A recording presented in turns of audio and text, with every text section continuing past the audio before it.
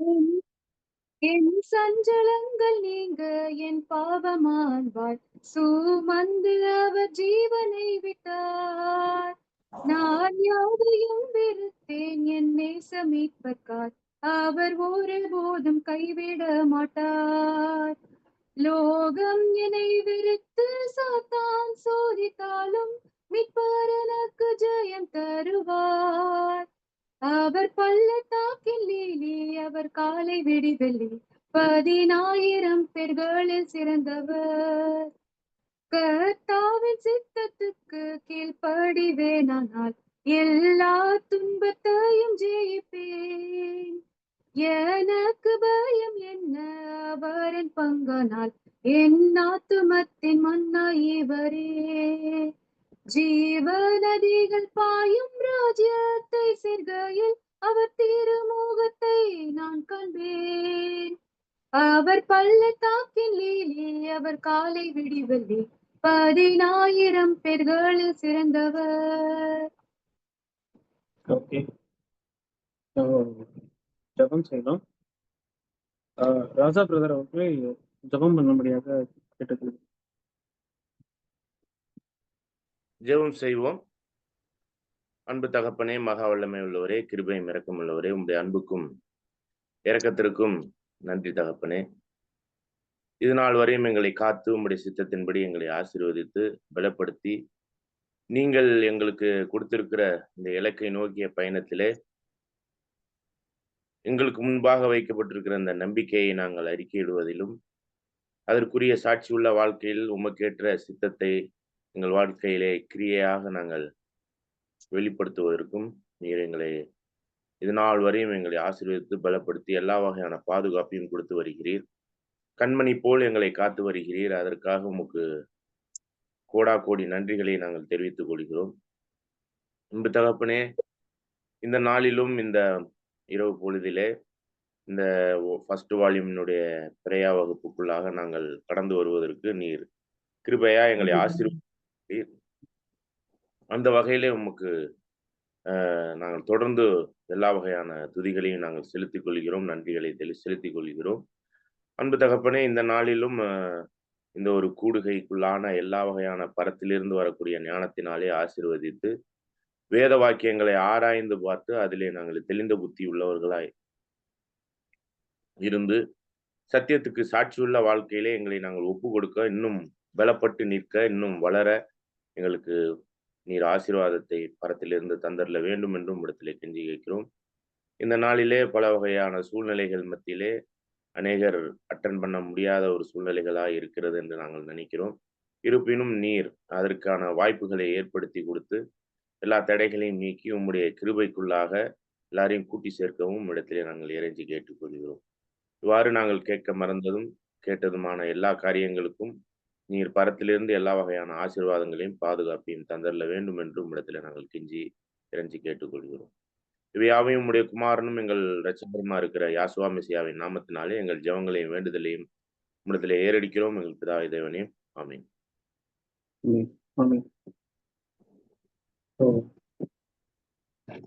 நம்ம பேராகிராஃப்குள்ள நம்ம போயிடலாம். சம்மரி. ஓகே, நம்ம இப்பாடத்தில் ஜனங்களின் மேலுள்ள இருளை இந்த பேராகிராஃப் வந்து நம்ம படிக்க ஸ்டார்ட் பண்ணலாம். ஸோ விருப்பமுள்ள சகோதரர்கள் படிக்கலாம். அதுக்கு முன்னாடி கடந்த கூடுகையில் உள்ளதை கொஞ்சம் ரிமைண்டர் கொடுத்துடலாம். சரி, ஓகே. விருப்பமுள்ளவர்கள் சம்மரி யாராவது கொடுத்தீங்கன்னா நல்லா இருக்கும்.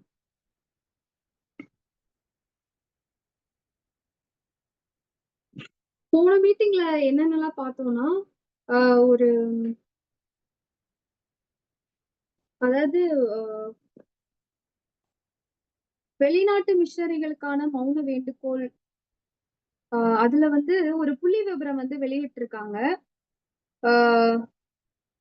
தி வாட்ச்மேன் என்ற பத்திரிகையில இதுல வந்து என்ன சொல்றாங்க அப்படின்னா, உலகத்துல வந்து யார், அதாவது கடவுள் நம்பிக்கை இருக்கவங்க இல்லாதவங்க, அதுலயும் கடவுள் நம்பிக்கை இருக்கவங்கல எந்த யார் யார் எவ்வளவு ரிலீஜியஸ் பீப்புள் எல்லாம் இருக்காங்க, அதாவது முஸ்லிம்ஸ் எவ்வளோ, யூதர்கள் எவ்வளோ, ரோமன் கேத்தலிக், கிரீக்ஸ் எவ்வளோ, புரொட்டஸ்டன்ஸ் எவ்வளோ அப்படின்ற ஒரு பார் சார்ட் கொடுத்திருந்தாங்க. அத வச்சு என்ன சொல்றாங்க அப்படின்னா, கடவுளை அறியாதவங்க தான் நிறைய பேர் இருக்காங்க. உண்மையான சத்தியத்தை அறிஞ்ச மெம்பர்ஸ்லாம் வந்து ரொம்ப கம்மியான பேர் இருக்காங்க. சோ இந்த உலகம் வந்து சத்தியத்தை அறியாத ஒரு இருள்ல இருக்கு அப்படின்ற ஒரு விஷயத்த பத்தி போன வாரம் மீட்டிங்ல நம்ம பார்த்தோம். தேங்க்யூ. ஓகே. சம்மரி சொன்னதுக்காக ரொம்ப நன்றி. நம்ம பேராஃப்ல நம்ம போயிடலாம். இப்பாடத்தில் ஜனங்கள் மேலுள்ள இருளை காண்பித்த போதிலும் இந்த லைன்ல இருந்து படிக்கணும். விருப்பம் உள்ள சகோதர சகோதரிகள் படிக்கலாம்.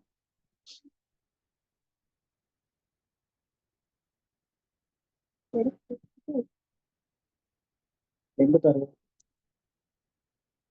அதாவது இவ்விஷயத்தில் சாரி எங்கன்னா இவ்விஷயத்தில் அஞ்ஞானிகள் முடிவை பற்றி அந்த லைன்ல இருந்து நம்ம படிக்கணும். இவ்விஷயத்தில் அஞ்ஞானிகளின் முடிவை பற்றி நாம் தவறாக சொல்லவில்லை என்று வரைபடத்தின் மூலம் காண்பிக்க அந்நிய மிஷனரிகளுக்கான மௌன வேண்டுகோள் என்னும் பிரதியிலிருந்து எடுத்துரைக்கின்றோம். உலகில் நாள் ஒன்றுக்கு 1,00,000 வீதம் கிறிஸ்துவை ஏற்றுக்கொள்ளாமல் மரிக்கிற வேளையில் மற்ற எல்லா தேசங்களிலும் இருக்கிற மாபெரும் ஜனக்கூட்டமாகிய 100 கோடி பேர்களுக்கு சுவிசேஷத்தை பிரசியுங்கள் என்கிற வரியோடு முடிக்கப்பட்டிருக்கிறது. மனித கொள்கையின்படி பார்த்தால் இது கவலை அளித்தாலும் தேவ வசனமானது இது குறித்து ஒரு பிரகாசமான கண்ணோட்டத்தை தருகிறதை இப்புத்தகத்தின் மூலம் அறிந்து கொள்ளலாம்.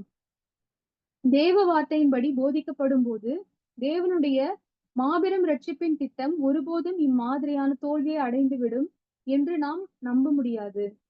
குழப்பத்திலிருந்து ஒரு தேவனுடைய மனுஷன் தற்கால நிலைமையை பற்றியும் அதிலிருந்து விடுதலை பற்றியும் ஏசாயா 60:2 மற்றும் 3 இதோ இருள் பூமியையும் காரிருள் ஜனங்களையும் மூடும், ஆனாலும் கர்த்தர் உன்மேல் உதிப்பார், அவருடைய மகிமை உன்மேல் காணப்படும், உன் வெளிச்சத்தினிடத்திற்கு ஜாதிகளும் அஞ்ஞானிகளும் உதிக்கிற உன் ஒளியினிடத்திற்கு ராஜாக்களும் நடந்து வருவார்கள் என வாசிக்கும் போது அவர் தெளிவடைந்து ஆறுதல் அடையக்கூடும்.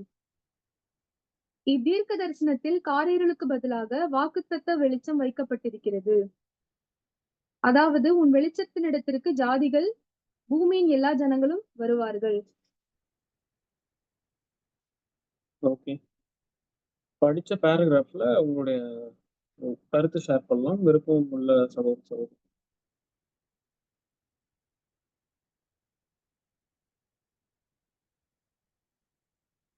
இப்ப படிச்சதுல வந்து என்ன சொல்லியிருக்காங்கன்னா, இப்ப இந்த உலகத்துல வந்து இப்ப ஒரு எக்ஸாம்பிளுக்கு சொல்லியிருக்காங்க. அந்த காலகட்டத்துல ஒரு நாளுக்கு பாத்தீங்கன்னா ஒரு நாளளவுக்கு ஒரு 1 லேக் வீதம் வந்து கிறிஸ்துவ வந்து ஏற்றுக்கொள்ளாம மரிக்கிறாங்க. அதே நேரத்துல வந்து சுவிசேஷத்தையும் பிரசங்கிங்கள் அப்படின்னு சொல்லிட்டு அந்நிய மிஷனரிக்கான மௌன வேண்டுகோள் அப்படின்னு ஒரு பிரதியில எழுதியிருக்காங்க. சோ இதெல்லாம் படி பார்த்தோம்னா இப்ப வந்து எந்த ஒரு சுவிசேஷமும் அறிவிக்கப்படாத இந்த நிலை ஒரு இருளான நிலையில இருக்கு அப்படின்னு சொல்லி பாக்குறாங்க. இது வந்து கவலையை அளித்தாலும், மனித கொள்கையின்படி பார்த்தா கவலை அளித்தாலும் தேவனுடைய வசனத்துல, அதாவது ஏசாயா 60ஆம் அதிகாரம் 2 மற்றும் 3 வசனத்துல வந்து இதோ இருள் பூமியையும் காரிருள் ஜனங்களையும் மூடும், ஆனாலும் கர்த்தர் உன்மேல் உதிப்பார், அவருடைய மகிமை உன்மேல் காணப்படும், உன் வெளிச்சத்தினிடத்திற்கு ஜாதிகளும் உதிக்கிற உன் ஒளியினிடத்திற்கு ராஜாக்களும் நடந்து வருவார்கள். இப்ப இந்த வசனத்தை வந்து பாக்குறப்ப இந்த இருள்னு ஒரு விஷயம் வந்து இருக்கும் தான் அப்படின்னு சொல்லிட்டு பைபிள்ல ஆல்ரெடி போட்டிருக்காங்க. சோ அதே சமயத்துல கர்த்தர் வந்து உண்மையில உதிப்பார் அப்படின்னா அப்ப எல்லாருக்கும் வந்து மறுபடியும் எல்லா ஜனங்களும் வந்து சத்தியத்தை அறியக்கூடிய ஒரு நிலைமை வந்து வரும் அப்படின்னு சொல்லிட்டு சொல்றாங்க. அப்ப இப்ப சத்தியத்தை தெரிஞ்ச ஜனங்கள் கிட்ட எல்லா எல்லா ஜாதிகளும் வந்து வருவாங்க, அதாவது ராஜாக்களும் நடந்து வருவார்கள் அப்படின்னு சொல்லிட்டு சொல்லியிருக்காங்க. சோ இதான் பிரதர் இந்த பேராகிராஃப் எனக்கு புரிஞ்சது. ஓகே, மேக்ஸிமம் எல்லாம் கவர் பண்ணிட்டீங்க. இன்னும் அடிஷ்னலான கமெண்ட்ஸ் வந்து யாராவது சொல்றது விருப்பம் இருந்தா சொல்லலாம்.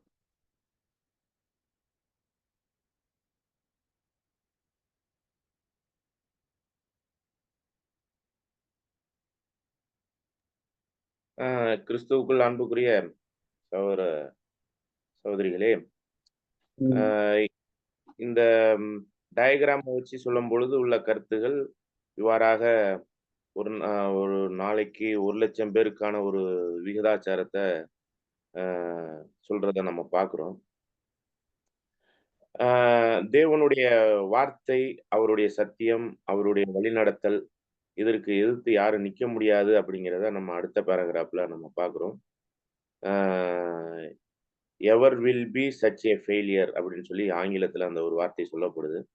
அவருடைய திட்டம் நடந்தே தீரும் அப்படிங்கிறதுல அவர் நியமித்திருக்கிற எல்லா வகையான காரியங்களும் நடந்தே தீரும் என்பதுல எந்த சந்தேகமும் இல்லை.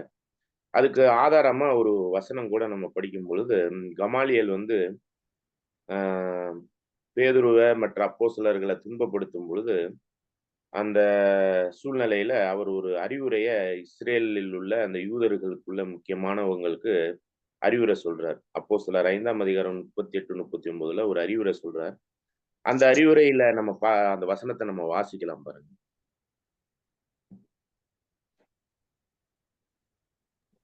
அப்போஸ்தலர் 5வது 5ஆம் அதிகாரம் 8, 39.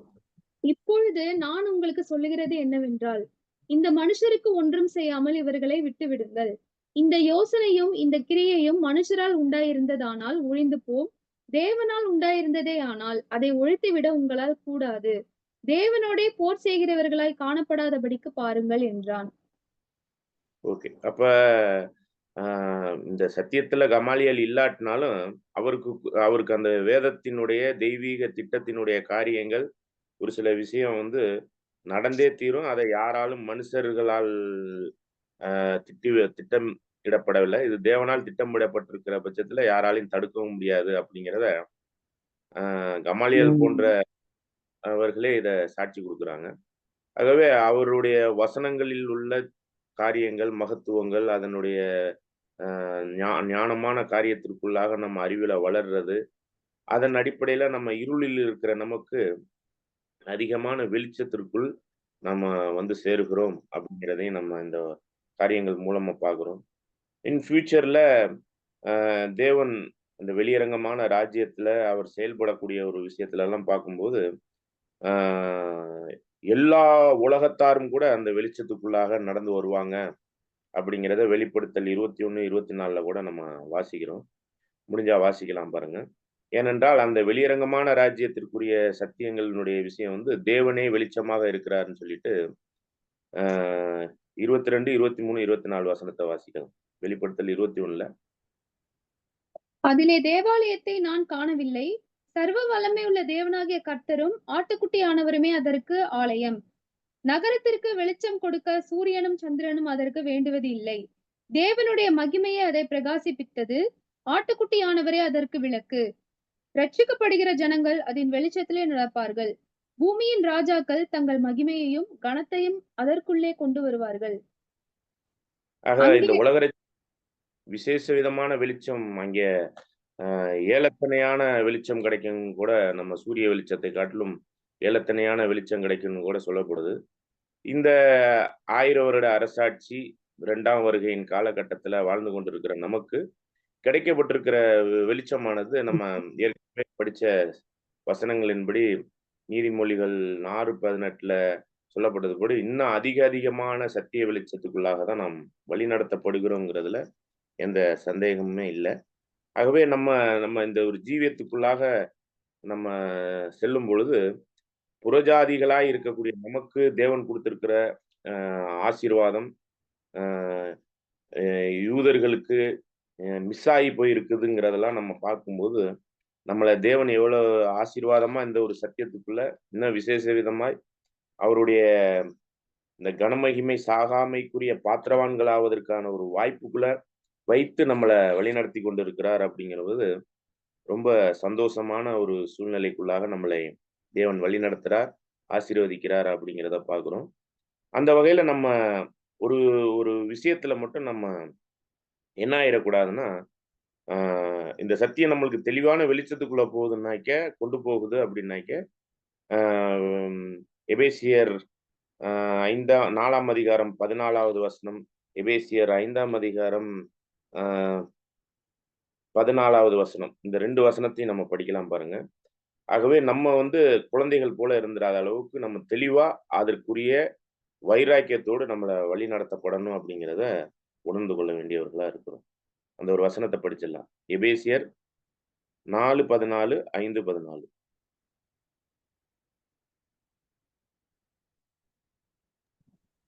எபேசியர் 4ஆம் அதிகாரம் 14ஆம் வசனம்.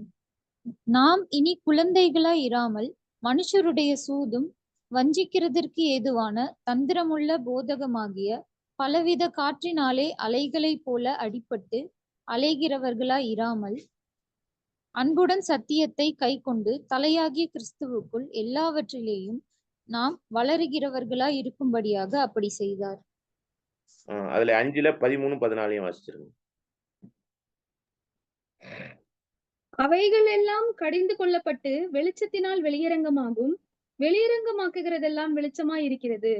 ஆதலால் தூங்குகிற நீ விழித்து மரித்தோரை விட்டு எழுந்து, அப்பொழுது கிறிஸ்து உன்னை பிரகாசிப்பிப்பார் என்று சொல்லி இருக்கிறார். ஆகவே இந்த ஒரு கிறிஸ்துவுக்குள்ளான இந்த வெளிச்சத்துல, சத்திய வெளிச்சத்துக்குள்ள நம்ம வழி நடத்தப்படுறோம்.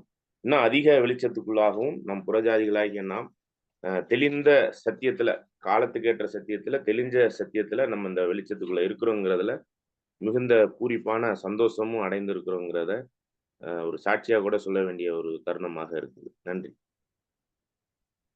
Okay okay bro. மேக்ஸிமம் சகோதர சகோதரி மேக்ஸிமம் எல்லாம் கவர் பண்ணிட்டீங்க. ஸோ இப்போ 2 பேராகிராஃப்ல அந்த படத்தின் மூலமாக பார்க்கும்போது நிறைய பேர் கிறிஸ்துவ அறியாதவர்கள் இறந்தும் போயிருக்கிறாங்க. இப்போ 6000 வருஷமா பார்க்கும்போது சராசரியா 1,00,000 வீதம் கிறிஸ்துவை அறியாதவர்கள் மரிக்கிறாங்க. ஸோ இது அப்புறம் கண்டினியூஸா இருள் இருந்துட்டே இருக்கு. கிறிஸ்துவை அறியாம மரிச்சுட்டே இருக்கிறாங்க. ஸோ இது தேவனுடைய திட்டம் தோல்வி அடைகிற மாதிரி எடுத்துக்க முடியாது. தேவன் வாக்குத்தத்தம் கொடுத்துருக்கிறாரு. ஸோ இந்த இருள் போய் வெளிச்சம் வந்துடும், எல்லாருக்கும் சத்தியம் கிடைச்சிரும், எல்லாரும் வெளிச்ச பாதையில நடக்க ஆரம்பிச்சிடும்ன்றது சிம்பிளா அந்த 2 பேராகிராஃப்ல சொல்லியிருக்காங்க. அதுக்கு கோட் பண்ண ரெவலேஷன், எஃபிஷியன்ஸ், இதற்கு ஆப்டா இருக்கக்கூடிய வசனங்கள் எல்லாமே சரியா பொருந்தி வந்தது. ஸோ நம்ம நெக்ஸ்ட் பேராகிராஃப்ல போயிடலாம். இவ்வுலகில் அறியாமை இருள் நீடிப்பதும், இந்த லைன்ல இருந்து நம்ம படிக்க ஸ்டார்ட் பண்ணலாம். விருப்பமுள்ள சகோதரர்கள் படிக்கலாம். இவ்வுலகில் அறியாமை இருள் நீடிப்பதும் சத்தியம் தீவிரமாக பரவாததும் கிறிஸ்தவர்களுக்கு இரகசியமாய் இருந்ததுமல்லாமல் உலகம் அதன் தீமையை உணர்ந்து அனுபவித்து வந்தது. எகிப்தின் மேல் வந்த காரிருளை போன்று இவ்வுலகமும் அதே காரிருளில் மூடியிருப்பது நன்கு உணர முடிகிறது. இதை நிரூபிக்க பிலதெல்பியா பத்திரிகையிலிருந்து எடுக்கப்பட்ட பின்வரும் வாக்கியங்களை கவனிக்கவும். ஒன்றுக்கொன்று விரோதமான கிறிஸ்தவ கொள்கைகளினால் தீவிரப்படுத்தப்பட்ட சந்தேகம் மற்றும் குழப்பம் ஓர் எழுத்தாளரின் மனதை விட்டு தேவனுடைய வார்த்தையிலிருந்து வரும் தெய்வீக சத்திய கதிர்களால் நீங்காததால் பின்வருமாறு எழுதுகிறார். ஜீவன் மாபெரும் ரகசியம், யாரால் விளக்க முடியும்? அற்பமான இக்களிமண்ணில் தேவன் எதை விரும்புகிறார்? ஆற்றலும் திறனும் வாய்ந்த தம் கரத்தின் கிரியையால் உருவாக்கினாரே. மனம், பொருள், இருதயம், உறுதியான சித்தமும் கொண்டு பிறக்க செய்தாலும் ஏன் நிச்சயமான மரணத்தை அடைய நேரிடுகிறது? விரைவாய் சென்ற அந்த உயிர் மூச்சு எங்கே? எண்ணிலடங்கா மனுஷர்களில் வாழ்ந்து துன்பப்பட்டு மரித்தவர்களில் ஒருவராவது திரும்பி வந்து அந்த மாபெரும் திட்டத்தை சொன்னதில்லை, மரணத்திற்கு பின்பு உள்ள அந்த நம் எதிர்காலத்தை. தேவனே, உங்களை வேண்டுகிறோம், எங்களை வழிநடத்த சில புதிய ஒளி கதிர்களை வீசச் செய்யும். அது வெறும் நம்பிக்கையை அடிப்படையாக கொண்டல்ல, மாறாக தெளிவாய் தெரியும்படியாக இரவின் இருள் மேகங்களை எங்களை விட்டு அகற்றும். சந்தேகம், திகில், பயத்தின் நடுக்கம், எங்கள் ஆசிர்வாதங்களை தடுக்கும் இந்த எண்ணத்தையும், இந்த அமைதியற்ற மனதை அலக்களிக்கும் மோதலும், சச்சரவுண்டாகும் பல்வேறு பிரிவுகளையும் பள்ளிகளையும் அதன் கொள்கைகளையும் அகற்றும். அவர்கள் கொள்கைகளை நியாயப்படுத்தி விலங்கிடுகிறார்கள். ஆனால் நாங்களோ, நீர் இருக்கிற வண்ணமாகவே உம்மை அறிய வாஞ்சிக்கிறோம். உம்மோடே தங்கி தாபரிக்கவும், உம் திட்டத்திலும் முடிவில்லா சிருஷ்டிகரிடத்திலும் மனுஷரிடத்திலும் எங்கள் பங்கை நிறைவேற்ற ஆசிக்கிறோம். எங்கள் கண்களை மறைக்கும் திரையை நீக்கும். வெளிச்சம் உண்டாக கடவுது என்று மீண்டும் கட்டளையிடும். அறியப்படாதிருப்பதை நாங்கள் இருளில் தேடுகிறோம். உமது சிங்காசனத்தின் ரகசியத்தை எங்களுக்கு வெளிப்படுத்தும்.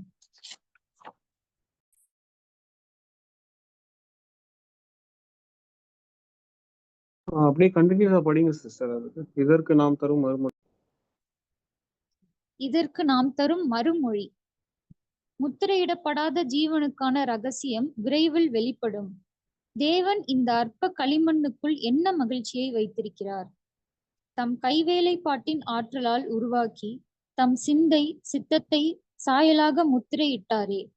மரிப்பதற்காக நாம் பிறக்கவில்லை. பூமியிலிருந்து இதே பூமிக்கு உயிர் தெழும்பும் போது சாபத்தை வென்றவர்களாவோம். வல்லமையுள்ள சேனையிலிருந்து வந்த ஒருவர் அதிகமாய் துன்பப்பட்டு ஜீவித்து மரித்தாரே. உயிர் தெழுந்து தேவனது மாபெரும் ஏற்பாட்டை நிரூபித்தாரே. ஆகவே அந்த எதிர்காலம் நம்முடையதாகிறது. அவரது வசனம் இந்த புதிய ஒளிக்கதிரை வெளியரங்கமாக்குகிறது. நம் பாதைக்கு வெளிச்சமாயிருந்து வழி நடத்துகிறது.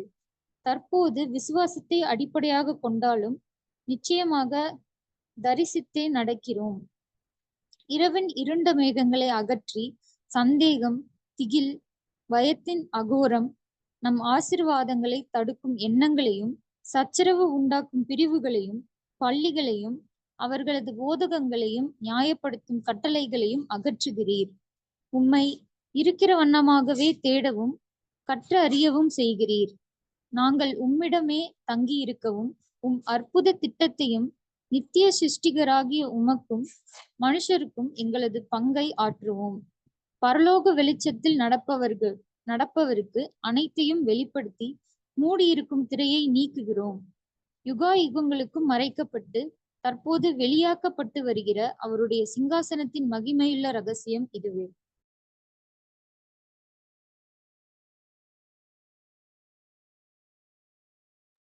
Okay sister. ஸோ நம்ம அதாவது சுருக்கமா இந்த பேராகிராஃப் அப்புறம் இந்த ரிக்வஸ்ட் பண்ற மாதிரி இருந்தது. இந்த மனுக்குளம் வந்து தேவன் கிட்ட இந்த இருள் வந்து போகணும், வெளிச்சம் வரணும், மனுக்குலத்தோட கஷ்டத்தை வந்து தெரிவிக்கிற மாதிரி இருக்கு. அது கடந்து வெளிச்சம் வரணும் பூமிக்கு, இந்த பாவம் எல்லாம் போகணும், அந்த மாதிரி ஒரு ரிக்வஸ்ட் கொடுக்குற மாதிரி இருக்குது பிதாவுக்கு தேவனுக்கு. ஸோ இந்த பேராகிராஃப்ல வந்து அறியாமை இருள் வந்து தொடர்ந்து நீடித்து கொண்டே இருக்கு. ஸோ சத்தியம் வந்து தீவிரமா பரவல. கிறிஸ்தவர்கள் மத்தியிலும் உலகத்தினர் மத்தியிலும் வந்து ஒரு மிஸ்ட்ரியா தான் இருக்கு. எக்ஸாக்டா ட்ரூத்துன்னு தெரியல. எல்லாமே வந்து அறியாமை இருள்ல இருக்காங்க. அதே மாதிரி எகிப்துல எப்படி ஒரு டார்க்னஸ் வந்து தொடர்ந்து வந்து இருந்துட்டே இருந்தது அவங்களுக்கு. ஸோ எந்திரிச்சு நின்று பக்கத்துல போக முடியாது. அந்த 10 வாகையில வந்து இருள் சூழ்ந்துட்டு இருக்கிற ஒரு வாதை வந்து தேவன் கொடுத்திருந்தாங்க. ஸோ அந்த மாதிரி வந்து கம்பேர் பண்ணி இங்க சொல்ல வராங்க. ஸோ பூமியில வந்து இந்த இருள் சூழ்ந்திருக்கு அப்படின்னு, ஸோ இருள் மூடி இருக்கு அப்படின்னு. ஸோ இந்த பிலதெல்பியா பத்திரிகையிலிருந்து எடுக்கப்பட்ட வாக்கியங்களை நம்ம கவனிக்கணும். அதாவது என்னன்னா, இந்த கிறிஸ்தவ மத்தியிலே வந்து விரோதமான கொள்கைகள் வந்து தீவிரப்பட்டிருக்கு, அதுல வந்து சந்தேகம் இருக்கு, குழப்பம் இருக்கு அப்படின்னு இங்க சொல்ல வராங்க. ஸோ கிறிஸ்தவ மத்தியிலே வந்து ஒரு தெளிவு கிடையாது, பின்ன எப்படி உலக ஜனங்களுக்கு ஒரு தெளிவு இருக்கும்? எல்லாமே இருள்ல தான் இருக்கு அப்படின்றத இந்த பேராகிராஃப் மூலியமா நம்ம பார்க்குறோம். ஸோ இந்த எழுத்தாளரின் மனதை விட்டு தேவனுடைய வார்த்தையிலிருந்து வரும் தெய்வீக சத்திய கதிர்களால் நீங்காததால் பின்வருமாறு எழுதுகிறார். ஸோ இங்க வந்து பார்க்கும்போது மனுக்குளம் வந்து ரெக்வஸ்ட் பண்ற மாதிரி இருக்கு. அதாவது ஜீவன் மாபெரும் ரகசியம் யாரால் விளக்க முடியும்? ஸோ இன்னொரு எக்ஸாம்பிள் ஃபுல்லாக வாசிக்க மாட்டேன். செலக்டிவாக ஒரு லைன்ஸ்லாம் சொல்கிறேன். மனம், பொருள், இருதயம் உறுதியான சித்தம் கொண்டு பிறக்க செய்தாலும் ஏன் நிச்சயமான மரணத்தை அடைய நேரிடுகிறது? இந்த மாதிரி வந்து கேள்விகள் வந்து இருக்குது. அதுக்கப்புறம் எண்ணிலடங்கா மனுஷர்களில் வாழ்ந்து துன்பப்பட்டு மரித்தவர்களில் ஒருவராவது திரும்பி வந்து அந்த மாபெரும் திட்டத்தை சொன்னதில்லை. ஸோ தேவனுடைய திட்டத்தில் வந்து இந்த மாதிரி துன்பப்பட்டு கஷ்டப்பட்டு மரித்து உயிர்த்தெழுந்து இந்த மாதிரிலாம் யாரும் உங்களுக்கு தேவனுடைய திட்டத்தை எல்லாம் சொல்லலை. ஸோ வந்து இந்த மாதிரி ரிக்வஸ்ட் பண்ற மாதிரி இருக்கு. இந்த இருள்ல இருந்து எங்களை விட்டு போயிடணும், ஸோ எங்களுக்கு வந்து வெளிச்சம் வரணும், சத்தியம் கிடைக்கணும், அந்த மாதிரி ரிக்வஸ்ட் பண்ற மாதிரி இதுக்கு வந்து பேசப்பட்டிருக்கு. அதுக்கப்புறம் இதற்கு நாம் தரும் மறுமொழி அப்படின்னு என்னன்னா, அங்க கேட்கப்பட்ட கேள்விகளுக்கு எல்லாமே கேள்வியாவே இருக்கும். அதுக்கு வந்து மறுமொழி கொடுக்குற மாதிரி. ஸோ அதுல இன்னும் கூட நம்ம அந்த கேள்வியில பார்த்தோம்னா, வெளிச்சம் உண்டாக கடவுது என்று மீண்டும் கட்டளையிடும். திரும்ப ஏன்னா இருள் வந்துடுச்சு, ஸோ வெளிச்சம் எங்களுக்கு கொடுங்க தேவனே, அந்த மாதிரி கேட்குற மாதிரி இருக்கு. அறியப்படாதிருப்பதை நாங்கள் இருளில் தேடுகிறோம். இருள்ல தேடுறாங்களா ஜனங்கள், அந்த கண்டிஷன்ல போயிடுச்சு. ஸோ உமது சிங்காசனத்தின் ரகசியத்தை எங்களுக்கு வெளிப்படுத்தும். ஸோ டோட்டலா வந்து இங்க கேள்வியா கேட்குறாங்க, புலம்புறாங்க. தேவனே இருள் இருக்கு, தேவனே நாங்க கஷ்டப்படுறோம், எங்க வெளிச்சத்தை தாங்க, சத்தியத்தை தாங்க. அதுக்கு நாங்க தர மறுமொழி வந்து இங்க அழகா வந்து சொல்லப்பட்டிருக்கு. இப்போ எக்ஸாம்பிள் எல்லாமே சொல்லிட்டு இருக்க முடியாது, ஸோ முடிஞ்ச அளவுக்கு சுருக்கமா சொல்றேன். அதுக்காக வந்து அந்த கேள்விகளுக்கெல்லாம் இங்க வந்து விடை கிடைக்குது. முத்திரையிடப்படாத ஜீவனுக்கான ரகசியம் விரைவில் வெளிப்படும். ஸோ ஜீவனுக்கான ரகசியம் வந்து கண்டிப்பா வெளிப்படும் அப்படின்னு சொல்றாங்க. ஸோ நமக்கே தெரியும், ஜீவனை பெற்றுக்கொள்வதற்கு இயேசு கிறிஸ்தருடைய ஈடுபலியின் மூலமா பிதாவாக தேவன் ஏற்பாடு பண்ணி வச்சிருக்காருன்றது. ஸோ இந்த மாதிரி ஒரு லைன் நம்ம போகும்போது நிறைய சத்தியங்கள் வந்து நமக்கு ஆட்டோமேட்டிக்கா லிங்க் ஆகும். ஸோ அதுதான் இங்க பேசப்பட்டிருக்கு. இன்னொன்று எக்ஸாம்பிள் சொல்லணும்னா, சந்தேகம், திகில், பயத்தின் அகோரம் நம் ஆசீர்வாதங்களை தடுக்கும் எண்ணங்களையும், சச்சரவு உண்டாகும் பிரிவுகளையும், பள்ளிகளையும், அவர்களது போதங்களையும், நியாயப்படுத்தும் கட்டளையையும் அகற்றுகிறார். ஸோ இதெல்லாமே இல்லாம பண்றாரு. ஸோ ப்ராமிஸ் கொடுக்குறாரு. நான் இந்த மாதிரி எல்லாம் தேவையில்லாத விஷயங்கள்லாம் இருக்குது, நான் கண்டிப்பா அகற்றிடுவேன் அப்படின்றது ஒரு வரிகள் மூலியமா நம்ம தெரிஞ்சுக்க முடியுது. அதுக்கப்புறம் பரலோக வெளிச்சத்தில் நடப்பவருக்கு அனைத்தையும் வெளிப்படுத்தி முடியிருக்கும் திரையை நீக்குகிறோம். ஸோ இங்க அந்த திரையை வந்து அந்த நீக்கிறன்றது சொல்றாரு, வெளிச்சத்தை வந்து கொடுத்து. புரியுதுங்களா? ஸோ இந்த மாதிரி வரிகள் மூலியமா வந்து நமக்கு பதில் கிடைக்குது. இது எல்லாமே வந்து நமக்கு தெரியும். கண்டிப்பா வசனத்தை வச்சுதான் இதெல்லாம் வந்து ரசூல் பதர் இங்க பேச ட்ரை பண்ணியிருக்காரு. ஸோ இது எல்லாமே பார்த்தீங்கன்னா நிறைய சத்தியங்கள் வந்து பேசிக் கிளாஸ்ல, அப்புறம் நிறைய வசனங்கள் வந்து லிங்க் ஆகும். நிறைய வசனத்தை வச்சுதான் அவர் எக்ஸ்பிளைன் பண்ணியிருக்காரு. இவருடைய சொந்த கதையெல்லாம் எதுவும் கிடையாது. ஸோ யுகங்களுக்கு மறைக்கப்பட்டு தற்போது வெளியாக்கப்பட்டு வருகிற அவருடைய சிங்காசனத்தின் மகிமையுள்ள ரகசியம் இதுவே. ஸோ யுகங்களுக்கும் மறைக்கப்பட்டிருக்கிற சத்தியம் வந்து இப்போ வந்து வெளியாக்கப்பட்டிருக்கு. அதை நம்ம உண்மையை ஒத்துக்கிட்டு தான் ஆகணும். ஏன்னா உண்மையிலேயே வெளியாக்கப்பட்டு தான் இருக்கு. எக்ஸாம்பிள் வந்து ட்ரினிட்டி நம்ம நம்பிட்டு இருந்தோம். அதுக்கப்புறம் 2ஆம் வருகை குறித்து நிறைய சந்தேகங்கள்லாம் இருந்தது. அப்புறம் நிறைய அடிப்படையான விஷயத்திலே பாபிலோன்ல இருக்கும்போது குழப்பத்துல இருந்தோம். அந்த குழப்பத்தெல்லாம் நீங்கி இப்ப நமக்கு வெளியாக்கப்பட்டு அந்த ரகசியம் கூட வந்துட்டு இருக்கு நமக்கு. எக்ஸாக்டா அந்த ரகசியம்ன்றது மறைக்கப்பட்டது நமக்கு இப்போ தெரிய வந்துட்டு இருக்கு. ஸோ இது இன்னும் சொல்லலாம். ஸோ மேக்ஸிமம் எக்ஸ்பிளைன் பண்ணிட்டேன்னு நினைக்கிறேன். இன்னும் அடிஷ்னலா பாயிண்ட்ஸ் வந்து சகோதர சகோதரிகள் ஷேர் பண்ணலாம்.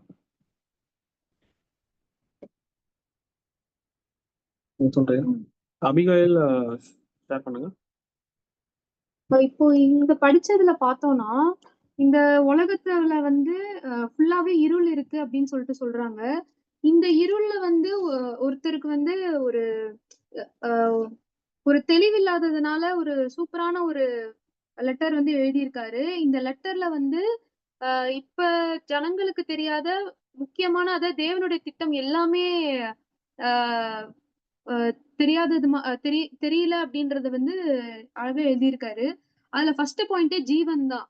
ஸோ அது வந்து ஒரு பெரிய ரகசியம். அது யாரால விளக்க முடியும்னு சொல்லிட்டு ஆரம்பிச்சிருக்காங்க. ஏன்னா இப்ப மனுஷங்க வந்து மனுஷனை வந்து எப்படி படைச்சிருக்காரு தேவன் அப்படின்றதுல இருந்து ஆரம்பிச்சிருக்காரு. தன்னோட கரத்தின் கிரியைகளால தானே உருவாக்குனாரு.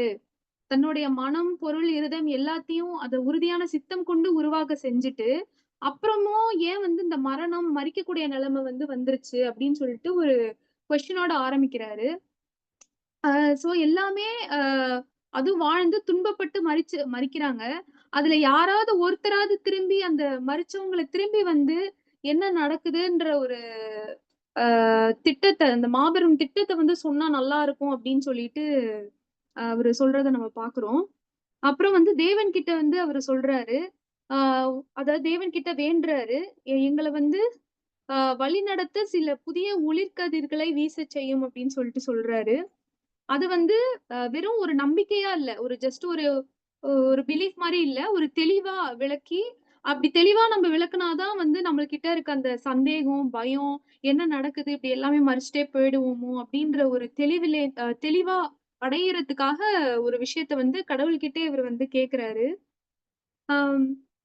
சோ அந்த எங்கள எங்களுக்கு வர அந்த ஆசீர்வாதத்த தடுக்கும் ஆ இந்த எண்ணத்தையும், இந்த மன அமைதிய வந்து அலக்களிக்கும் இந்த சச்சரவுலாம் உண்டாயிட்டு இருக்கும். சோ இப்ப என்ன நடந்துட்டு இருக்கு? ஏதோ ஒரு தெளிவில்லாதவங்க வந்து ஆ ஒரு பயத்தோட, நடுக்கத்தோட, சந்தேகத்தோட இதனால ஒரு சச்சரவு உண்டாகும். பிரிவினைகள் வரும். ஆ இது பேஸா வந்து இப்ப குழந்தைங்களுக்கு கூட வந்து தப்பு தப்பான ஒரு கொள்கைகள பள்ளிகள்ல சொல்லிக் குடுத்துட்டு, இந்த மாரி இருக்கு. சோ ஒரு தெளிவில்லாத சிச்சுவேஷன் இவ்ளோ இருள் இருக்கு. சோ வந்து ஆம் இப்படி சொல்லிட்டு, உங்களுடைய திட்டத்த வந்து எங்களுக்கு வந்து சொல்லுங்க அப்படின்னு சொல்லிட்டு தேவன்கிட்டயே சொல்றாங்க. அ அதுக்கப்புறம் வந்து எங்க வந்து இது எல்லாமே வந்து தேவனோட திட்டம் எல்லாமே எல்லா மனுஷங்களுக்கும் அவங்க கண்களுக்கு வந்து மறைக்கப்பட்டிருக்கு. சோ அந்த திரைய வந்து நீக்குங்க அப்படின்னு சொல்லிட்டு சொல்றாங்க. நீக்கி வந்து வெளிச்சம் உண்டாக கடவுது அப்படின்னு சொல்லிட்டு சொல்றாங்க. அய அ உமது சிங்காசனத்தோட ரகசியத்த வந்து எங்களுக்கு வெளிப்படுத்துங்கன்னு சொல்லிட்டு சொல்றாங்க. அதுக்கு எக்ஸாக்ட்டா வந்து ஆ இவங்க வந்து என்ன மறுமொழி எழுதுறாங்கன்னா, எதனால வந்து தேவன் வந்து இவ்வளவு தூரம் அவரோட சித்தம் கொண்டு மனுஷன படைச்சாரு. ஆனா எப்படி மரணம் வந்துச்சு? அந்த மரணத்திலேருந்து எப்படி மீட்பு வந்தது? அந்த மீட்பு திட்டத்த வச்சு சொல்றாரு. அதாவது இயேசு கிறிஸ்து மூலியமா தான் வந்து மீட்பு வந்தது அப்படின்னு சொல்லிட்டு. சோ ஒவ்வொரு வரிக்கும் எல்லாத்துக்குமே வந்து அழகா ஆன்ஸர் சொல்லிட்டு வராங்க. அப்புறம் இந்த தேவனுடைய திட்டம் தெரிஞ்சாலே ஆல்ரெடி என்ன ஆயிடும்னா, அ ஜனங்கள் கிட்ட இருக்க அந்த சந்தேகம், திகில், பயம் எதுவுமே இருக்காது. சண்டை, சச்சரவு, பிரிவினை எதுவும் இருக்காது. இந்த மாரி தப்பறையான போதனைகளும் வந்து ப பள்ளிக்கூடங்கள்லயே கூட சொல்லி தர முடியாது.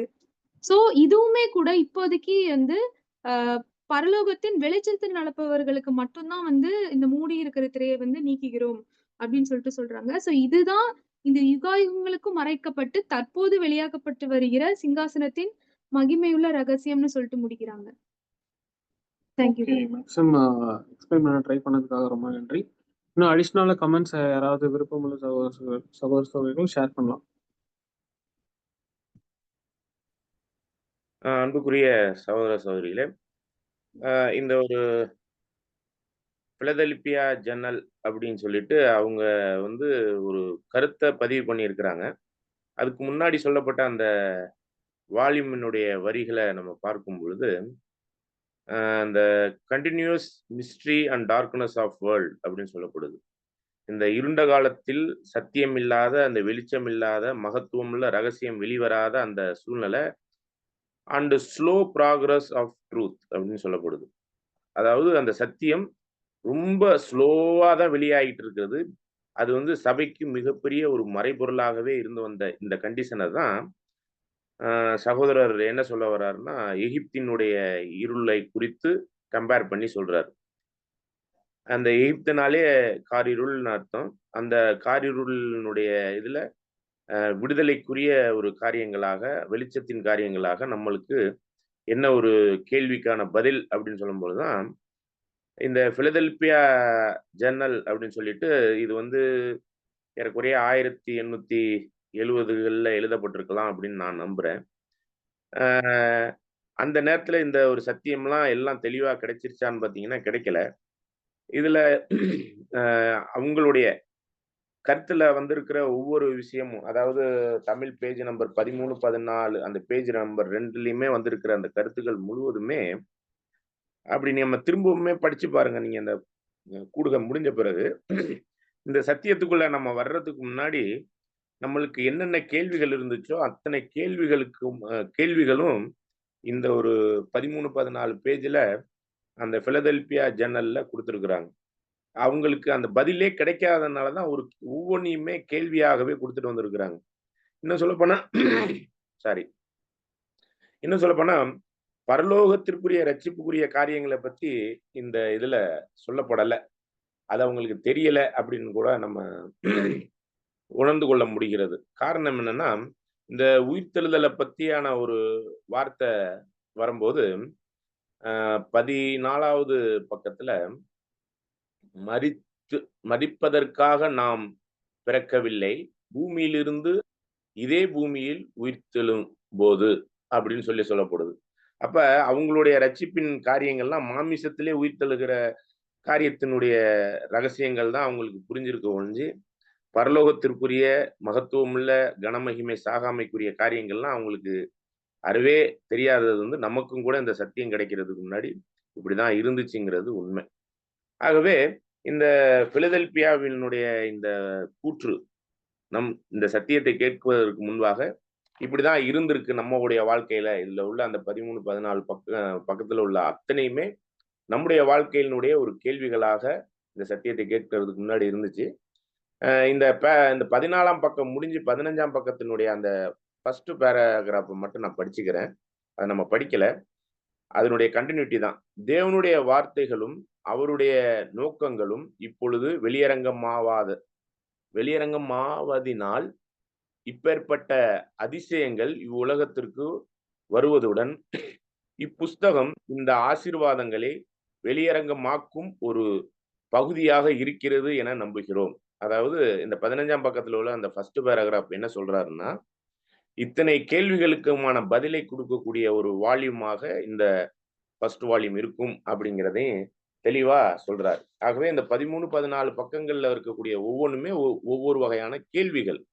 இந்த கேள்விகள் நம்ம சத்தியம் பேசிக் சப்ஜெக்ட் கேட்கறதுக்கு முன்னாடி இருந்த கேள்விகள் தான். இதற்கான தெளிவான பதில இந்த தொடர் படிக்கும்போது, வால்யூமை படிக்கும்பொழுது இன்னும் தெளிவடைய முடியும் அப்படிங்கிறத அந்த அந்த பகுதியினுடைய கடைசியில 15ஆம் பக்கம் பேஜ்ல நம்ம பார்க்கிறோம். ஆகவே நம்ம இந்த வால்யூம் படிப்பதற்கான நோக்கத்துல நம்ம இன்னும் அதிகமான வெளிச்சத்துக்குள்ளதான் வரப்போறோம் அப்படிங்கிறத உறுதிப்படுத்திக் கொள்ளலாம். நாம் வந்து வெளிச்சத்தின் பிள்ளைகள். ஒரு வசனம் கூட படிக்கலாம். 1 தெசலோனிக்கர் 5ஆம் அதிகாரத்துல 4 முதல் 9 வசனம். 1 தெசலோனிக்கர் 5ஆம் அதிகாரம் 4 முதல் 9 வசனம்.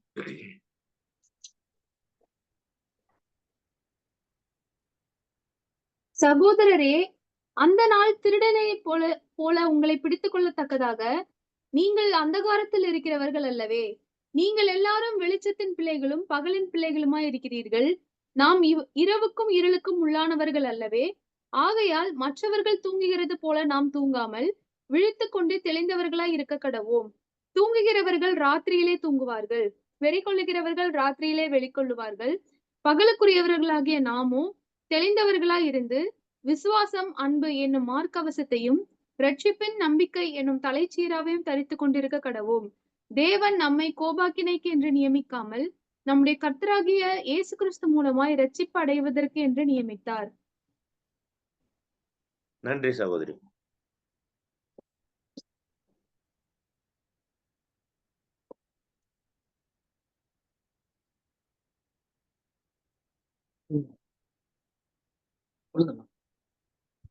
இன்னும் ஏதாவது கருத்து சொல்றீங்களா பிரதர்? அவ்வளவுதானா? அவ்வளவுதான். ஓகே. ரொம்ப ரொம்ப ரொம்ப அருமையா எக்ஸ்பிளைன் பண்ணாங்க சகோதரர். ஸோ இந்த பேராகிராஃப் மூலியமா இந்த பிலதெல்பியா ஜர்னல்ல இருந்து கொடுக்கப்பட்ட இன்ஃபர்மேஷன் மூலியமா நம்ம சில கேள்விகள் கொடுக்கப்பட்டது. அதுக்கப்புறம் அதற்கான தீர்வு என்னன்றது நம்ம இந்த பேராகிராஃப்ல பார்த்தோம். அது வந்து எப்படின்னா, இந்த வால்யூம்ஸ் படிக்கும்போது நம்ம எல்லா கேள்விகளுக்கும் விடை கிடைக்கும் அப்படின்றத நம்ம இந்த சுருக்கமாக இது புரிஞ்சுக்கணும். ஸோ நெக்ஸ்ட் பேராகிராஃப்ல நம்ம போயிடலாம். மனுஷனுடைய வெறும் கற்பனைகளை விட்டு விலகி, இந்த லைன்ல இருந்து நம்ம படிக்க ஸ்டார்ட் பண்ணலாம். விருப்பமுள்ள சகோதரர்கள் படிக்கலாம்.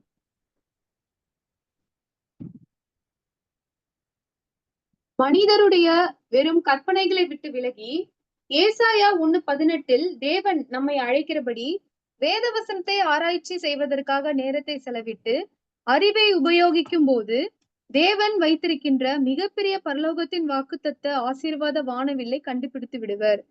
விசுவாசத்தினால் நீதிமானாக்கப்படாதவர்களும் கூட தேவனுடைய சத்தியத்தை புரிந்து கொள்ளலாம் என சிலர் தவறாக நினைக்கிறார்கள். அப்படிப்பட்டவர்களுக்காக அது அல்ல. சங்கீதம் 97:11 படி நீதிமானுக்காக வெளிச்சமும் சத்தியமும் செம்மையான இருதயத்தாருக்காக மகிழ்ச்சியும் விதைக்கப்பட்டு இருக்கிறது. தேவனுடைய பிள்ளைகளுக்கே இருளிலிருந்து வெளிச்சத்தில் நடக்க அவருடைய விளக்கு தரப்படுகிறது. சங்கீதம் 119:105 படி உமது வசனம் என் கால்களுக்கு தீபமும் என் பாதைக்கு வெளிச்சமுமாய் இருக்கிறது. மேலும் நீதிமொழிகள் 4:18 படி நீதிமான்களுடைய பாதை நடுப்பகல் வரைக்கும் அதிகமாய் பிரகாசிக்கிற சூரிய பிரகாசம் போல் இருக்கும்.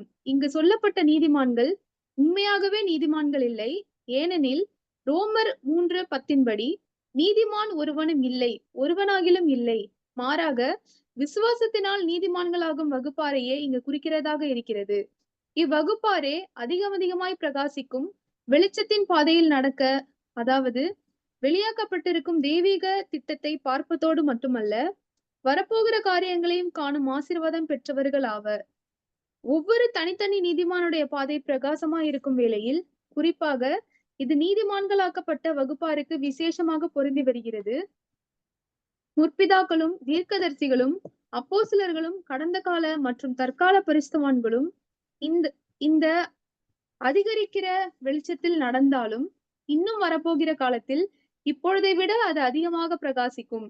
அதிகரித்து வருகிற மற்றும் தொடர்ச்சியான வெளிச்சமாகிய இப்பாதையானது ஏற்ற வேளையில் இன்னும் அதிகமாய் பிரகாசிக்க வேண்டிய தேவனுடைய புத்தகமாகும். பதிவேடு. ஓகே,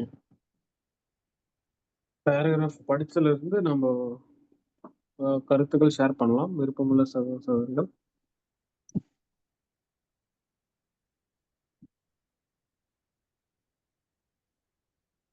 இந்த பேராகிராஃப்ல என்ன சொல்றாங்கன்னா, இப்போ மனுஷனுக்கு வந்து நிறைய கற்பனைகள் எல்லாம் தோணும். சோ அதெல்லாம் விட்டு விலகிட்டு அதாவது தேவனுடைய வசனத்தை படிக்க சொல்றாங்க. தேவனுடைய வசனத்தை படிச்சு நம்ம வேத வசனத்தை ஆராய்ச்சி செய்யறப்ப தேவையில்லாத விஷயத்தெல்லாம் விட்டுட்டு நேரத்தை இங்கே செலவிட்டு நம்ம ஆராய்ச்சி செய்யறப்ப அறிவை உபயோகிக்கிறப்ப தேவன் வந்து அவருடைய திட்டத்தையே வந்து வெளிப்படுத்துறாரு அப்படின்னு சொல்லி பாக்குறோம். சோ மிகப்பெரிய பரலோகத்தின் வாக்குத்தத்த ஆசீர்வாதத்தை வந்து நம்ம கண்டுபிடிச்சிடலாம் அப்படின்னு சொல்லி சொல்றாங்க. இதுவும் வந்து எல்லாருக்கும் இது வந்து இருக்காது. அதாவது விசுவாசம் இல்லாம தேவனுடைய சத்தியத்தை வந்து புரிஞ்சுக்க முடியாது. அப்படி விசுவாசத்தினால நீதிமான்களாக்கப்படாதவர்களும் இதை புரிஞ்சுக்கலாம் அப்படின்னு சொல்லிட்டு நினைக்கிறாங்க. அது அப்படி கிடையாது. உண்மையிலே வந்து விசுவாசிக்கிறவங்களுக்கு மட்டும்தான் வந்து இந்த வெளிச்சம் வந்து கிடைக்கும் அப்படின்னு சொல்லி பாக்குறோம். சோ இது வந்து வேத வசனத்தின்படியும் சொல்லியிருக்காங்க. நீதிமானுக்காக வெளிச்சமும் செம்மையான இருதயத்திற்காக மகிழ்ச்சியும் விதைக்கப்பட்டிருக்கிறதுன்னு சொல்லியிருக்காங்க. அப்புறம் தேவனுடைய வசனம் வந்து நம்முடைய கால்களுக்கு தீபமும் நம்முடைய பாதைக்கு வெளிச்சமுமா இருக்குதுன்னு சொல்லியிருக்கிறாங்க. நீதிமான்களுடைய பாதை நடுப்பகல் வரைக்கும் அதிகமாய் பிரகாசிக்கிற சூரிய பிரகாசம் போல் இருக்கும்னு சொல்லியிருக்காங்க. அதுவும் நீதிமான்கள்னா லிட்ரலா அவங்க உண்மையிலே நீதிமான்கள் கிடையாது. ஏன்னா வந்து வேத வசனத்துல, அதாவது ரோமர் 3ஆம் அதிகாரம் 10ஆம் வசனத்துல நீதிமான்கள் ஒருவனும் இல்லைன்னு சொல்லியிருக்காங்க. அப்ப இந்த இடத்துல நீதிமான்கள்ன்றது யாரெல்லாம் விசுவாசத்தினால நீதிமான்கள் ஆக்குறாங்க, விசுவாசத்தினால அவங்களை வந்து நீதிமான்கள் வகுப்பார்ல வந்து சேர்க்கிறாங்க. சோ அவங்களதான் குறிக்கிறதா இருக்குன்னு சொல்றாங்க. இவங்களுக்குதான் வந்து பிரகாசிக்கிற வெளிச்சத்தின் பாதையில நடக்கிறதுக்கான ஒரு வாய்ப்பு கிடைக்கும் அப்படின்னு சொல்லியிருக்கிறாங்க. இந்த இதுல பாத்தீங்கன்னா முற்பிதாக்கள், தீர்க்கதரிசிகள், அப்போஸ்தலர்கள், அப்புறம் இப்ப இருக்கிற பரிசுத்தவான்கள், கடந்த கால பரிசுத்தவான்கள், அவங்க எல்லாமே அந்தந்த காலத்துல இருக்க வெளிச்சத்துல நடந்தாலும் இன்னமும் வரப்போற காலத்துல இன்னும் அதிகமாய் வந்து தேவனுடைய சக்தியும் அதாவது வெளிச்சம் இன்னும் அதிகமா பிரகாசிக்கும் அப்படின்னு சொல்லியிருக்காங்க. இதுதான் பிரதர் நான் பிடிச்சிருக்கு. தேங்க்யூ. ஓகே, மேக்ஸிமம் எல்லாம் கவர் பண்ணிட்டீங்க. இன்னும் அடிஷ்னலா கமெண்ட்ஸ் வந்து யாராவது சொல்றதா இருந்தா கண்டிப்பா சொல்லலாம்.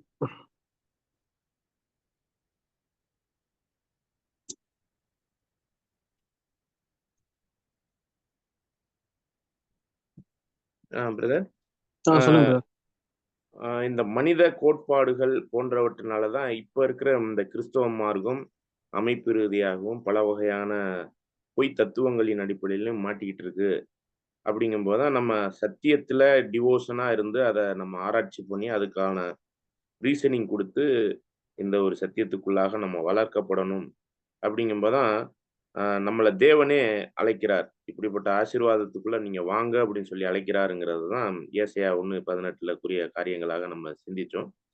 அதே வகையில நம்மளுடைய இந்த சத்திய ஓட்டத்துல இப்பொழுது இருக்கக்கூடிய இந்த சூழ்நிலைகள் எல்லாமே முழுவதுமே இருண்ட காலத்துல வந்த இந்த பிரச்சனையினால பொய் சத்தியங்களும் பொய் போதனைகளும் பொய் காரியங்களும் வந்திருக்கிறதுனால தான் இவ்வளவு பிரச்சனைகள். இத வந்து நம்ம கொலேசியர் 2:20 முதல் 23 வசனங்களை நம்ம வாசிக்கலாம். கொலேசியர் 2ஆம் அதிகாரம் 20 முதல் 23.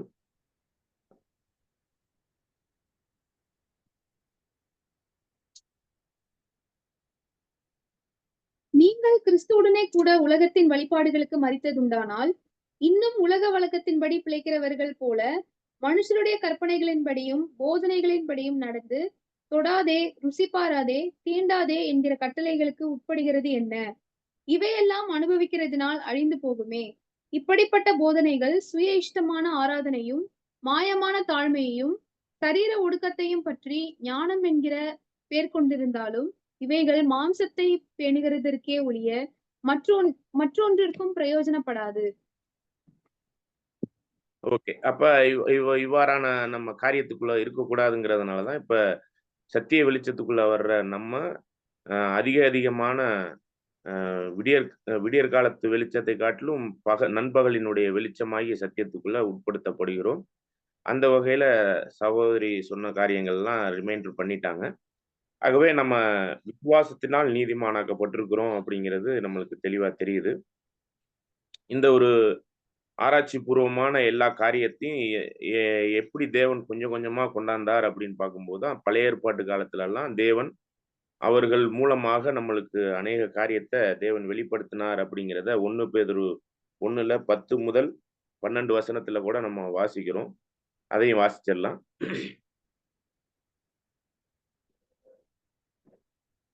1 பேதுரு 1ஆம் அதிகாரம் 10 முதல் 12. உங்களுக்கு உண்டான கிருபையை குறித்து தீர்க்க தரிசனம் சொன்ன தீர்க்கதரிசிகள் இந்த இரட்சிப்பை குறித்து கருத்தாய் ஆராய்ந்து பரிசோதனை பண்ணினார்கள். தங்களிலுள்ள கிறிஸ்துவின் ஆவியானவர் கிறிஸ்துவுக்கு உண்டாகும் பாடுகளையும் அவைகளுக்கு பின்வரும் மகிமைகளையும் முன் அறிவித்த போது இன்ன காலத்தை குறித்தார் என்பதையும் அந்த காலத்தின் விசேஷம் இன்னதென்பதையும் ஆராய்ந்தார்கள். தங்கள் நிமித்தமல்ல, நமது நிமித்தமே இவைகளை தெரிவித்தார்கள் என்று அவர்களுக்கு வெளியாக்கப்பட்டது. பரலோகத்திலிருந்து அனுப்பப்பட்ட பரிசுத்த ஆவியினாலே உங்களுக்கு சுவிசேஷத்தை பிரசங்கித்தவர்களை கொண்டு இவைகள் இப்பொழுது உங்களுக்கு அறிவிக்கப்பட்டு வருகிறது. இவைகளை உற்று பார்க்க தேவதூதரும் ஆசையா இருக்கிறார்கள். ஓகே. அப்ப இதுதான் பார்க்கும்போது பழைய ஏற்பாட்டு காலத்தில் உள்ள ஒவ்வொரு தீர்க்கதரிசிகளுமே நமக்காக அவைகள் எல்லாம் ஆராய்ச்சி பண்ணி அந்த ஒரு காரியங்களை நம்மளுக்காக வெளிப்படுத்தினாங்கன்னு சொல்லப்படுது. புதிய ஏற்பாட்டு காலத்தில் உள்ள தீர்க்கதரிசிகளும் அப்போஸ்தலர்களும் பரிசுத்தவான்களுமே அதற்கான அதிக வெளிச்சத்திற்குள்ளான சத்தியத்துக்குள்ளாக நம்மளை வழி நடத்தினாங்க அப்படிங்கிறதையும் இந்த வசனங்கள் நம்மளுக்கு தெளிவாக சொல்லுது. மத்தேயு 13, 16, 17 வசனங்கள்ல 13ஆம் அதிகாரம் 16, 17 வசனங்கள்ல உங்கள் கண்கள் காண்கிறதுனாலும் உங்கள் காதுகள் கேட்கிறதுனாலும் அவைகள் பாக்கி உள்ளவைகள். நீதிமான்களும் தீர்க்கதரிசிகளும் இந்த வார்த்தைகளை கேட்கவும் காணவும் கேட்கவும் ஆசையா இருந்து கேளாமல் போனார்கள்ங்கிறப்ப அந்த முதல் நூற்றாண்டினுடைய கிறிஸ்துவனுடைய சத்திய வெளிச்சம் அது வந்து அந்த முற்பிதாக்களுக்கு கிடைக்காம இருந்தது. ஆதி சபையில இன்னும் அதிக வெளிச்சம் கிடைச்சதை பார்க்கிறோம். இப்ப இந்த காலகட்டத்துல வாழ்ந்து கொண்டிருக்கிற நமக்கு இந்த கடைசி காலத்துல விசேஷ விதமா லவோதிக்கேயா சபையின் காலத்துல வாழ்ந்து கொண்டிருக்கிற நமக்கு இன்னும் தெளிவான சத்தியத்தை இன்னும் தெளிவாக கொடுத்து கொண்டிருக்கிறார் நம்முடைய தேவன் அப்படிங்கிறதுல நம்ம தெளிவாகவே புரிந்து கொண்டு இந்த ஒரு சத்தியத்தின் வெளிச்சத்துல அதிகமான வெளிச்சத்துக்குள்ள வந்திருக்கிறோம். அதை தொடர்ந்து நாம் பற்றி கொண்டு வாழணுங்கிறதான் illuminating as it became due. அது இன்னும் அதிகமான காரியத்திற்கு நம்மளை வழி நடத்துகிறது. எல்லாமே தேவனுடைய தெய்வீக திட்டத்தின் வெளிச்சத்துக்குள்ளான சத்தியத்துக்குள்ளாக நம்மளுக்கு வெளிப்படுத்துகிறதுங்கிறத நம்ம புரிந்து கொள்கிறோம். ஏற்ற காலத்துக்கான ஏற்ற சத்தியத்தை தேவன் நமக்கு விசேஷ விதமா இந்த கடைசி காலத்துல கொடுத்திருக்கிறாருங்கிறப்ப மிகவும் நன்றி செலுத்த வேண்டியவர்களாய் நாம் இருக்கிறோங்கிறத இதுல தெரிவித்துக் கொள்கிறோம். Okay bro. இன்னும் அடிஷ்னலா கமெண்ட்ஸ் வந்து யாராவது சொல்றதா இருந்தா கண்டிப்பா சொல்லணும்.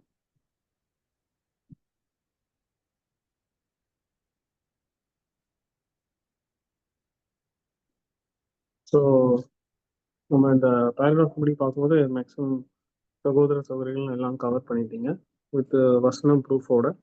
ஸோ இந்த பேராகிராஃப்ல வந்து மனுஷனுடைய அந்த ஸ்பெக்குலேஷன் மூலமா கிடைக்கக்கூடிய அந்த கற்பனை கதை கட்டுக்கதையெல்லாம் விட்டுட்டு மனிதனுடைய யூகத்தின்படி பேசக்கூடிய எல்லா கருத்துக்கள்லாம் விட்டுட்டு தேவன் இசையா 1:18 அதுல அந்த வசனத்தின்படி வழக்காடும் வாருங்கள் என்று கர்த்தர் சொல்லுகிறார்.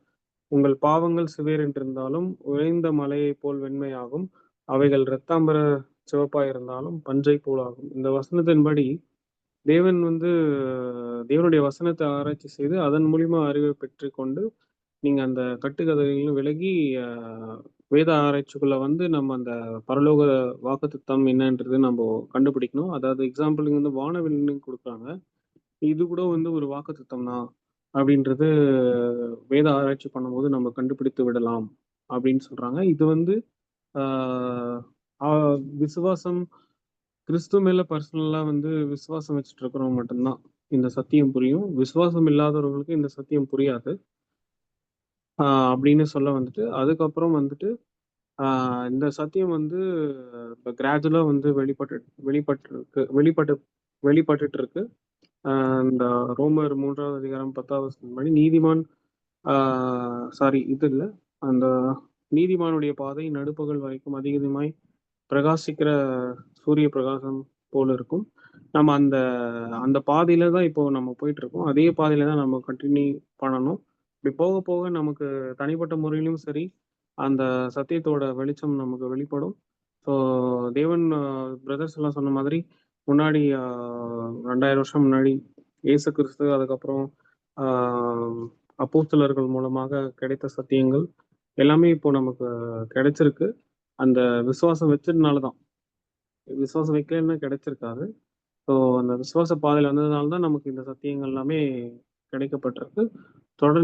தொடர்ச்சியா வந்து இந்த வெளிச்ச பாதையில நம்ம நடக்கணும். அப்பதான் ஏற்ற வேளையில் இன்னும் அதிகமா வந்து இந்த சத்தியம் நமக்கு பிரகாசிக்கப்படும். ஸோ அப்படின்றது நம்ம இந்த பேராகிராஃப் மூலியமா எல்லாம் பார்த்தோம். வசனங்கள் மூலியமாகவும் நிறைய வசனங்கள் மூலியமாகவும் பார்த்தோம் நம்ம. ஸோ இந்த மீட்டிங்ல நம்ம ஒரு 4-5 பேராகிராஃப் பார்த்தோம். ஸோ கன்க்ளூஷனா நம்ம பார்த்துட்டு இது முடிச்சிடலாம்.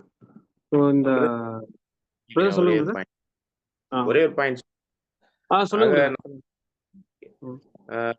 நீதிமான் ஒருவனும் இல்லை அப்படின்னு சொல்லும்போது விசுவாசத்தினால் நீதிமான் பிழைப்பான் அந்த பாயிண்ட்டுக்குள்ள நம்ம வரும்பொழுதுதான் ரொம்ப விசேஷ விதமான ஒரு காரியத்தை தேவன் நமக்கு இந்த இடத்துல புரிய வைக்கிறார். வழக்காடுவோம் வாருங்கள் அப்படின்னு சொல்லிட்டு தெய்வீக திட்டத்தினுடைய எல்லா சத்தியங்களையும் நம்மளுக்கு வெளிப்படுத்துறதுக்காக தான் வழக்காடுவோம் வாங்கன்னு சொல்றாரு.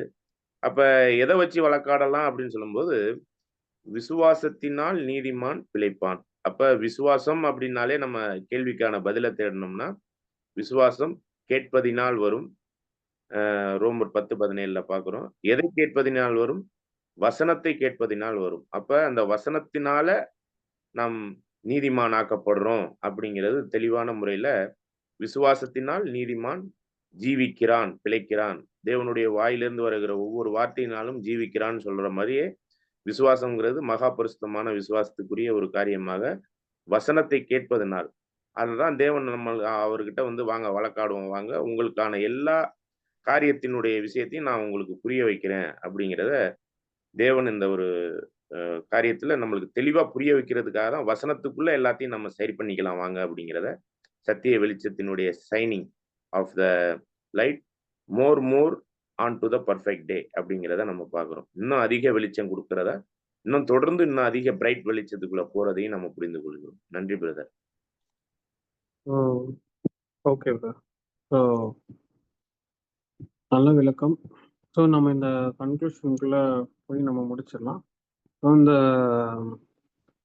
இந்த இந்த பேராகிராஃப் மூலியமா நம்ம பார்க்கும்போது, நிறைய பேராகிராஃப் மூலியமா பார்க்கும்போது, இந்த அஞ்ஞானிகளுடைய முடிவு, அப்புறம் வந்து இந்த வரைபடத்தின் மூலமா நம்ம அந்த அஞ்ஞானிகள்னா கிறிஸ்துவை தெரியாத, அறியாத ஜனங்களுடைய முடிவு என்ன? அப்புறம் வந்து நிறைய பேர் கிறிஸ்துவை அறியாம வந்து இருக்கிறாங்க. ஸோ இந்த அந்நிய மிஷினரிகளுக்கான மௌன வேண்டுகோள் என்ற பிரதியிலிருந்து வந்து நாங்க இதை எடுத்து வைக்கிறோம். அந்த அந்த மிஷினரி பிரதியிலிருந்து நாங்க கொடுக்கக்கூடிய சொல்லக்கூடிய விஷயங்கள் என்னன்னா, அஞ்ஞானிகள் அவங்களோட முடிவு என்ன, அதுக்கப்புறம் கிறிஸ்துவை அறியாம ஒரு சராசரியா டெய்லி 1,00,000 விதமா வந்து கிறிஸ்துவை அறியாத ஜனங்கள் இறக்குறாங்க. அதுக்கப்புறம் வேற என்னன்றது பார்த்தோம். ஸோ மனுஷ கொள்கையின்படி பார்த்தா இது எல்லாமே வந்து கவலை அளிக்கிற மாதிரி இருக்கு. ஆனா நம்ம அதன் மூலியமா நம்ம வந்து அந்த பிரகாரமா நம்ம போனோம்னா, அந்த கண்ணோட்டத்துல போனோம்னா,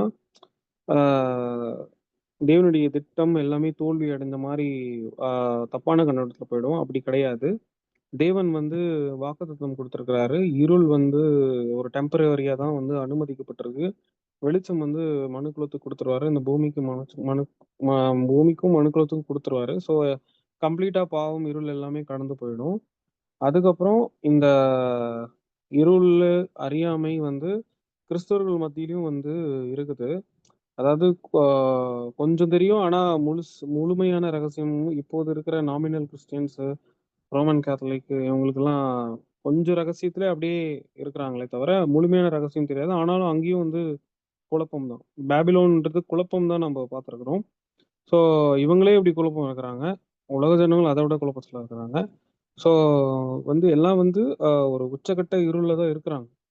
ஸோ அந்த எஜிப்தை வந்து ஒரு இருளுக்கு கம்பேர் பண்ணி இங்க சொல்ல வராங்க.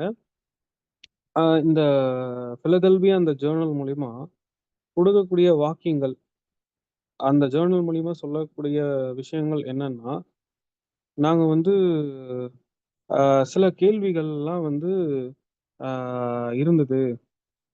இருக்குது, எல்லாருக்கும் இருக்குது, எங்களுக்கு இருந்திருக்கு. இந்த அதுக்கு ரிப்ளை வந்து நமக்கும் எக்ஸாம்பிள் வந்து இப்போ நமக்கு வந்து நமக்கு எடுத்துக்கிறோம்னா, நமக்கு இந்த பிரதர் சொன்ன மாதிரி நமக்கு இந்த கேள்விகள்லாம் இருந்திருக்கும்.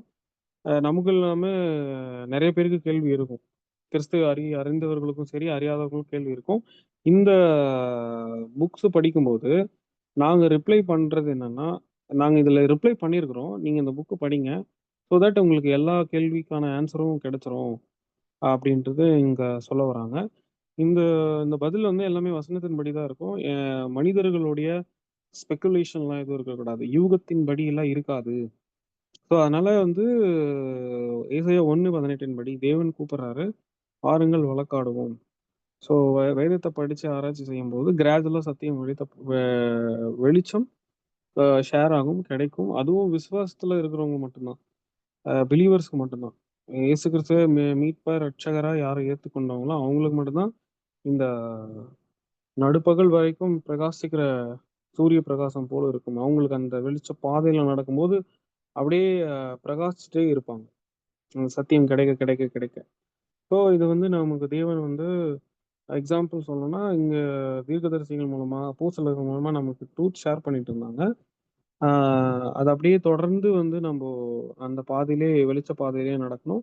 ஸோ ஏற்ற வேளையில அதிகமான வந்து சத்தியம் நமக்கு வந்து இந்த கிடைக்கும், பிரகாசிக்கும் செய்யும் இந்த தேவனுடைய புஸ்தகத்தின் மூலமாக அப்படின்றது நம்ம சுருக்கமா பார்த்து முடிக்கிறோம். ஸோ நம்ம இரவின் கீதத்தோட முடிச்சுட்டு அப்புறம் ஜெபம் பண்ணி முடிச்சுட்டு கிளம்பலாம். இன்றைக்கான இரவின் கீதம் வந்து ஏஞ்சல் சிஸ்டர் அவர்களை வாசிக்கும்படியாக கேட்கிறேன்.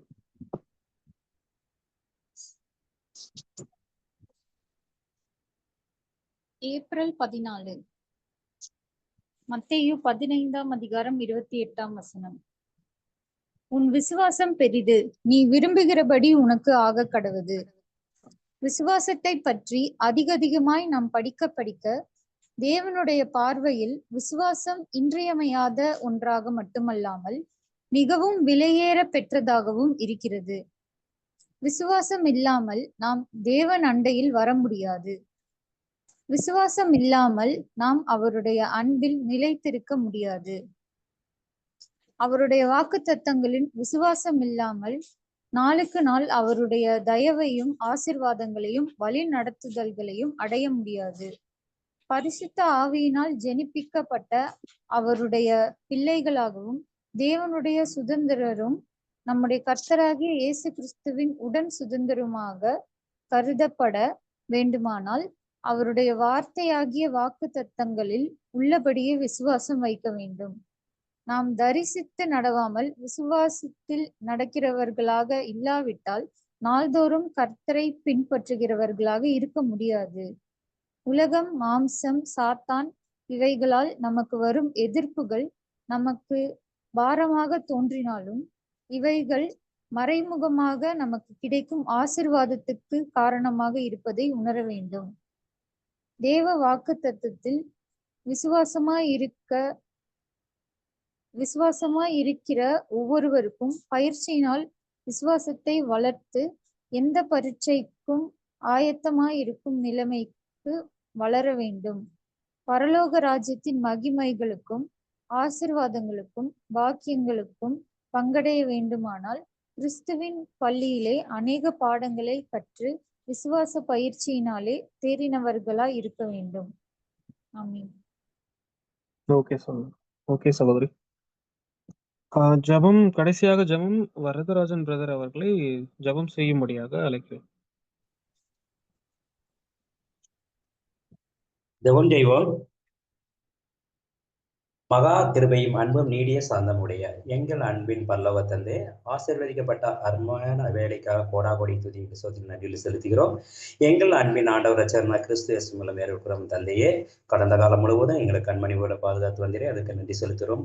அப்பா, அந்த நாளிலும் அன்பு சகோதரர்களை கொண்டு சத்தியங்க வசனங்களை வார்த்தைகளையும் கை கொண்டு நடக்க உங்களுடைய கிருபை வழியும் தந்து எங்களை ஆசீர்வதியும். தொடர்ந்து ஒரு காலங்களை நேரங்களை முற்றிலும் தாழ்த்தி வழி நடத்தி ஜெபம் செய்கிறோம். இந்த விண்ணப்பங்களை எல்லாம் வானங்களுக்கு உயர்ந்தவரும் மாசவற்றவரும் குற்றமற்றவரும் பாவிகளுக்கு விலகியவரும் பரிசுத்தரும் எங்களுக்கு பிரதான ஆசாரியா இருக்கின்ற கிறிஸ்து இயேசுவுல ஏறெடுக்கிற ஜீவன் உள்ள நல்ல பிதாவே. ஆமென். ஆமென். பிரதர், ஒரே ஒரு அறிவுரை பத்தி நான் சொல்லிக்கிறேன்.